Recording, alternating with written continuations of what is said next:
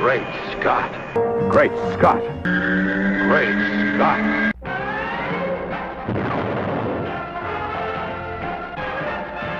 Hello everyone, and welcome to another fabulous episode of Great Scott. I'm Scotty V. Thanks for watching. Today I want to talk about Zack Snyder's Justice League. I didn't want to do a review too quickly because I know that there can be spoiler issues, and I didn't want to spoil anyone. Also, I know that everybody and their mother was sort of talking about it, and I didn't want to say the same old things or do it at the same time, which of course might have helped to get it noticed because people were talking about it and it was popular, and now it's been almost a month. And so it's kind of over at this point, although we've got the whole Restore the Snyderverse thing going on. I enjoyed Zack Snyder's Justice League. It was leaps of tall buildings better than the theatrical version, which anybody who had been watching the Zack Snyderverse before that knew the way those films sort of felt. And a lot of people had problems with the way they felt. They were darker, they were more serious. Superman was sort of hopeless in a lot of instances. He seemed very sad. He didn't seem particularly upbeat, which is a way a lot of Superman fans generally like to see him. But it was taken very seriously, and there wasn't a lot of jokiness. There were some moments of levity, but not very many. And when you look at the theatrical version of Justice League, you get a lot of jokes. They were trying to be Marvel-y, but the problem is Marvel has been planning this thing and doing this thing for so many years, and they knew what they were doing, and each writer and each director coming in knew and was told from the beginning the way they wanted this overall universe to feel, and there was an overall planning committee and overall groups of people that did these things. Zack was really the only guy, and he received sort of pushback from the studio from the very beginning. And of course, the fans not being 100% on board with the way it turned out gave Warner's pause and made them want to change things. And by the time they got to Justice League, everything was so strained and everybody was so upset. And then, of course, Zack Snyder's tragedy just made him decide that it wasn't worth it at that point in time and he needed to step away from the film. So, of course, nobody ever thought that this was going to happen, but we finally get it. And when we see it, we see it's definitely a long movie. So you either need 4 straight hours where you're okay with watching a movie for that long, and I've always said I'll take weekend-long superhero movies, or you need to break it up. And initially they had announced they were going to make it 4 one-hour episodes, which I thought was a cool idea.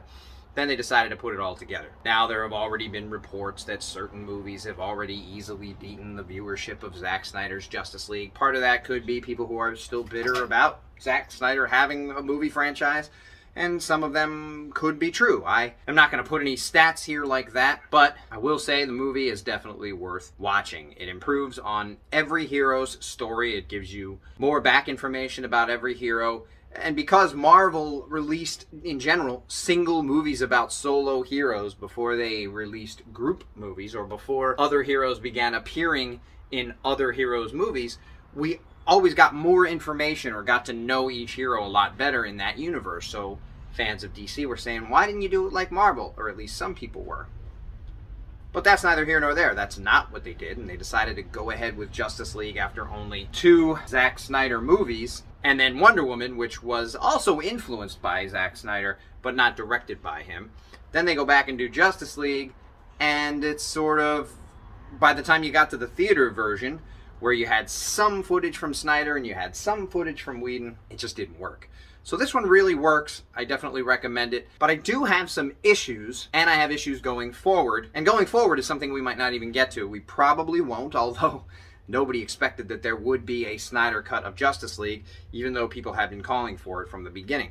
And I knew from the beginning that there was a Snyder cut. I had said it to many various people. I had said that lots of footage got cut, and I had said that this movie that we saw was not the Snyder movie that we were going to see. People argued with me that it was his movie, his name's on it. It does say directed by, but that's because of credit rules and the way the Directors Guild works or something along those lines. But they definitely refilmed over half the movie, hence the Henry Cavill mustache, and they decided that their new footage of Henry Cavill smiling more often was more important than the fact that his face looked all mutated and weird, which is just another big criticism that everybody talks about when they see the theatrical Justice League. And I know a lot of people still say it was a cool movie. Part of that is because they did give the movie more levity. They did give Henry Cavill sort of more hopeful things to do and say, and he smiles a lot. For me, Superman's not all about just smiling all the time. And when you see him return in the Zack Snyder Justice League, there's a lot more to it. His scenes with Martha and Lois are a lot more integral, they're a lot more emotional, they're a lot more important, and they're just more satisfying to watch. The biggest thing that bothers me about the Zack Snyder Justice League is the same biggest thing that bothered me, other than the silliness of the theatrical version of Justice League, and that is that at the end of BVS we are shown the stones and dirt lifting, indicating that there is still life in the coffin where Superman is buried, or there is energy in the form of Clark's body that is buried there. So my expectation was when the follow-up to BVS, which ended up being Justice League, came out, we would see that somebody would say, or there would be some indication that because Kal-El's body still exhibited signs of life in the form of energy, or whatever it is that caused those stones to rise, is the reason why he is able to be brought back, or the reason why he comes back. In the comics, it's some sort of Kryptonian stasis where his body is healing, and then he needs the black suit to get all of his sun strength back.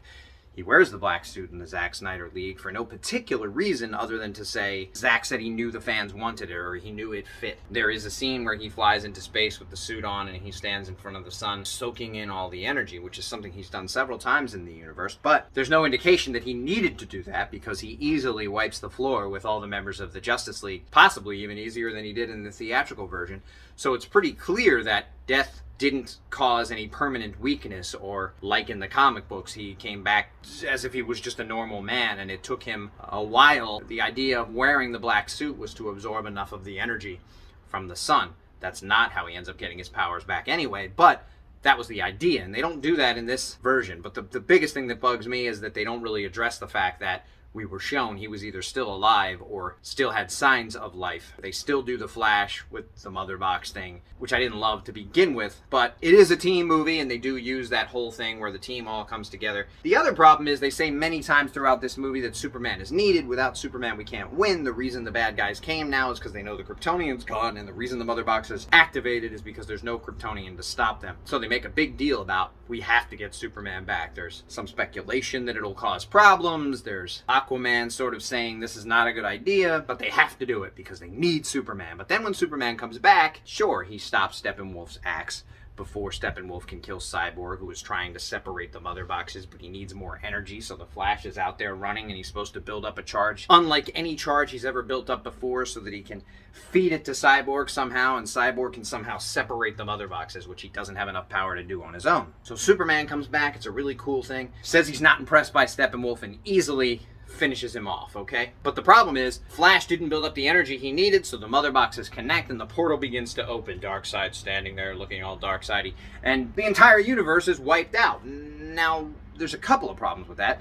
One is, all of the heroes break down. You see their muscles, their bones, and then their body, and then they fall to black ash or whatever, because Cyborg didn't get the mother boxes separated in time because Flash didn't have the confidence to get up to speed to give him the energy that he needed to do it. Then Flash realizes that now there's never ever going to be another better time because the whole universe, the whole world has been wiped out and no other heroes are there, and he has to run back through time, even though he said that that can cause problems with the timeline, which I guess we're going to get into in the new Flash movie that is still being made. So because he's able to run back through time, time reverses, you see their muscles, their bones come back, the heroes are all still alive, Flash gives the charge Cyborg needs, Cyborg calls for Superman's help because he still can't separate them alone, so maybe that's your answer there, but my issue was, it seems pretty quickly evident that Superman wasn't all that needed because Flash can run back through time and turn back time anyway, so Superman shows up, stops Steppenwolf temporarily. Everybody is wiped out because the portal starts to open. Flash has to run back through time to save everybody. So if Superman doesn't show up, the world then gets wiped out and Flash is still out there doing it. So Flash would still be compelled to finally reach within him and get the confidence he needed that he didn't have before to run as fast as he could to turn back time and save everyone anyway. So I guess we could then be in a loop where without Superman, Steppenwolf kills Cyborg and then he doesn't get the power he needs to separate them. And even when he does get the power from the Flash that he needs, he still has to call for Superman's help in order to have the strength needed to pull them apart. So I guess there's a need for him to be there, but it seems less important than the fact that Flash is going to turn back time anyway. So if it doesn't go right, he's just going to turn back time until it does go right. But then maybe without Superman, it could never go right. I don't know. I just felt like his return, while they talked about it all through the movie, was super important and necessary, seemed like it was inconsequential because Flash turned back time anyway. And the other thing that bothers me there is we've seen many stories in the comics and in the cartoons about Superman and or the Justice League facing off with Darkseid and his armies and his people. But what happens here is the portal partially opens or starts to open and the entire universe is wiped out, and without Flash out there to turn back time, they all would be dead. But that means Darkseid never even comes through. We never get to see the Omega beams. We never get to see a battle, which we weren't going to see in this movie anyway. But the indication seems to be that the portal just partially opening and Darkseid just being all Darkseid-y is enough to destroy all of the heroes and all of humanity in the world. So how would we ever get to a point where Darkseid and the armies of Darkseid came through like they fought the gods back in the day? Because if the portal opening part way and Darkseid being all Darkseid-y is enough to destroy everyone and kill all of humanity, then how would we ever have a face-off, and how would we ever get to what Zack Snyder is saying the third movie in the Justice League trilogy would be, and that would be Superman leading the armies of men against the armies of Darkseid, and Superman coming head-to-head with Darkseid himself. If the portal opening part way and Darkseid being all Darkseid-y is enough to destroy all of humanity and the Earth, then he would never have to come through, and that's what we seem to be shown here at the end of the Zack Snyder Justice League, that the portal just opening part way and Darkseid standing there all Darkseid-y is enough to destroy all of humanity. So there's never going to be able to be a face-off because something about the evil energy that Darkseid and his minions embody is enough to destroy all of humanity by just opening a portal part way and having him standing there being all Darkseid-y. So I don't really understand how we would ever get to what I don't want to get to, which is what Zack Snyder is saying would happen if we restore the Snyderverse.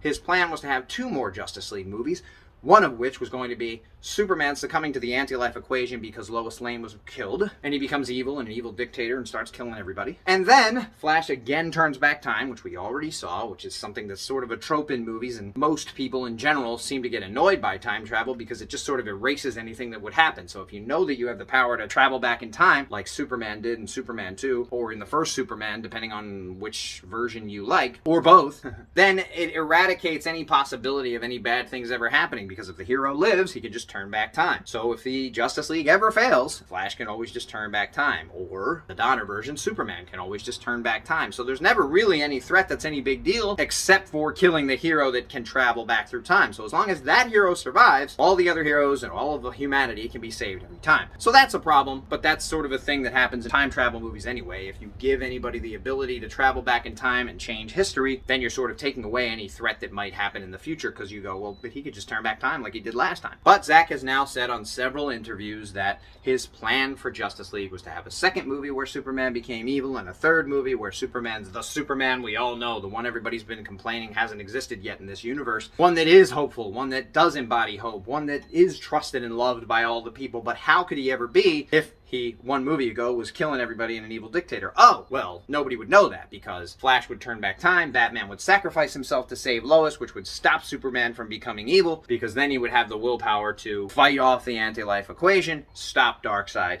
lead the armies of men, and win the world back. Which is great, except for us viewers. We would know that had Batman not gone back in time and not saved Lois, that Superman, our hero that we've been watching since Man of Steel, would become this evil embodiment, a dictator that would kill people because Lois Lane died. I know the anti-life equation is what he succumbs to, but he succumbs to it because he's emotionally distraught and he doesn't have the strength of will to fight anymore. That's also a huge character flaw that I don't think Superman fans need or want. Some people are saying it would be so interesting to see Superman finally completely unleashed and the power that he really had, and that nobody was able to stop him, as much as Mera and or Deathstroke say they could. And I'll agree, that would be pretty interesting. I like the Injustice story. I like to be shown that Superman is more powerful than any living being anywhere. And we sort of saw that in the Justice League fight, where he comes back from the dead and takes out the whole Justice League.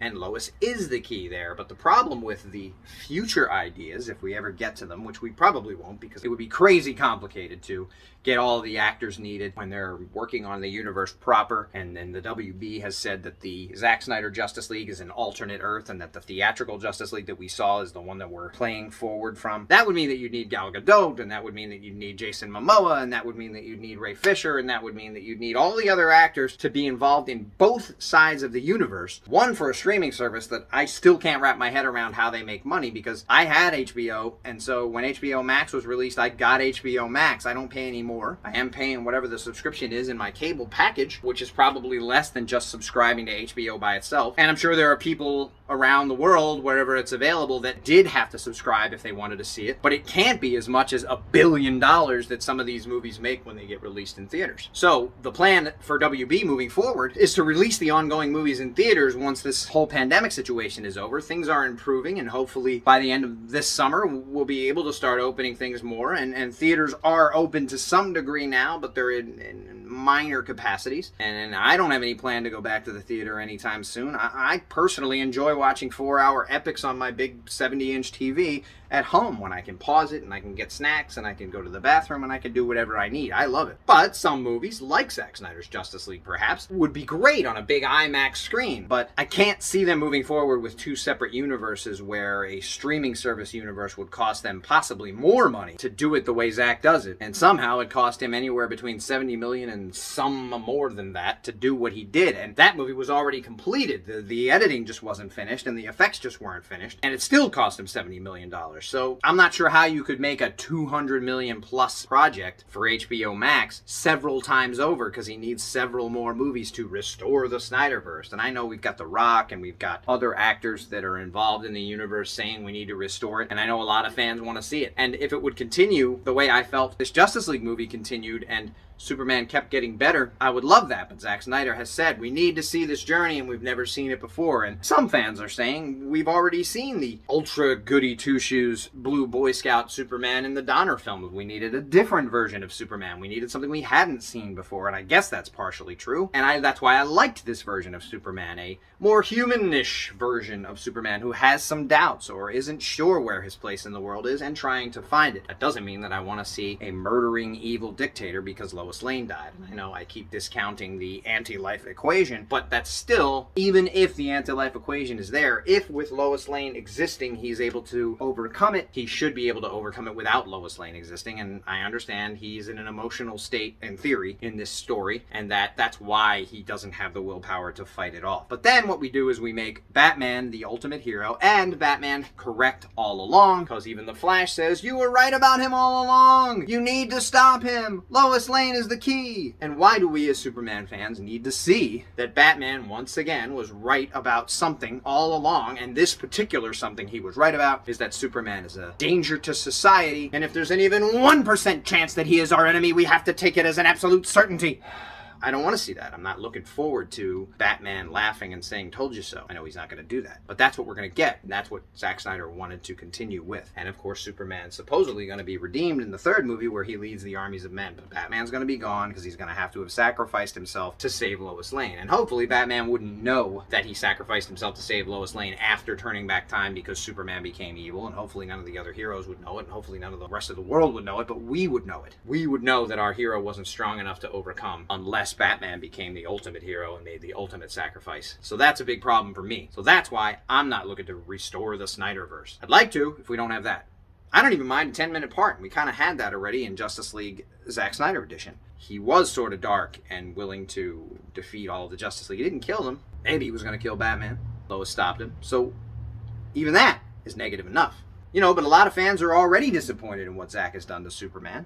Superman's supposed to embody hope. Superman's supposed to be trusted by all the world. Superman's supposed to be the greatest hero. So we've already kind of seen enough of the darkness that lies in humanity and in Superman. We don't need to see more of that, I don't think. So if that's the Snyderverse we're going to be restoring, I'm not looking forward to it if it happens. I think there's a lot of logistics that would have to be worked out, and I don't even know if it's possible if it were to happen. I would watch, and I'm sure I would be entertained to some degree, but I would be extremely disappointed that we had to break down our favorite hero in order to do it. And Zack, from the beginning, has been criticized for not understanding Superman. I think he does to some degree, but I also think he wants to tell this darker version of the story, this Watchmen-esque version of what could happen to power unchecked. But we have other stories for that. We have other characters for that. We have original characters for that where we can do whatever we like, but why present the only theatrical version of Superman that we have currently and teach people whom get most of their ideas about who these characters are from movies, because most people don't read comics and or play video games and or watch animated shows. They go to movies that are big event movies like Justice League or like Man of Steel because they kind of like Superman, but they don't really know that much about him other than he's a good guy. I still have people who say Superman's a dick, and they say it because they read The Dark Knight Returns by Frank Miller, who, to my mind, clearly doesn't like Superman all that much. So I can see the argument when people say Zack must not like or know Superman all that much because of the way he presents him. I was very invested in Man of Steel, Batman v Superman, and now Justice League, and I liked the way it went.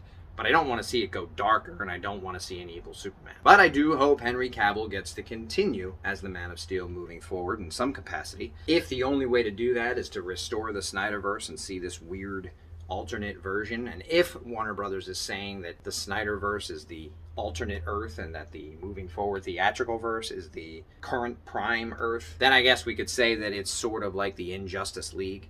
The reason I like Injustice as a story is because the Superman that we love from our universe that we've been reading about is the one that comes through the portal and stops the evil Superman. So in the end, our hero gets to be the hero. And that's a different version. There could be evil versions of any hero anywhere as long as they're alternate versions. But it sounds like what we're being told is that the Man of Steel version from the Zack Snyder Man of Steel is the one that goes through all of these things and then eventually triumphs. But only after we as the audience know that he was capable of and did all of these horrible things. So, that's my take on it. Hopefully you watched Justice League and hopefully you enjoyed it as I did, even though I did have some issues. But I think you can say that about any movie. There will be some things you would have done differently or wished were done differently. Thanks everybody for watching, and remember, always look up in the sky.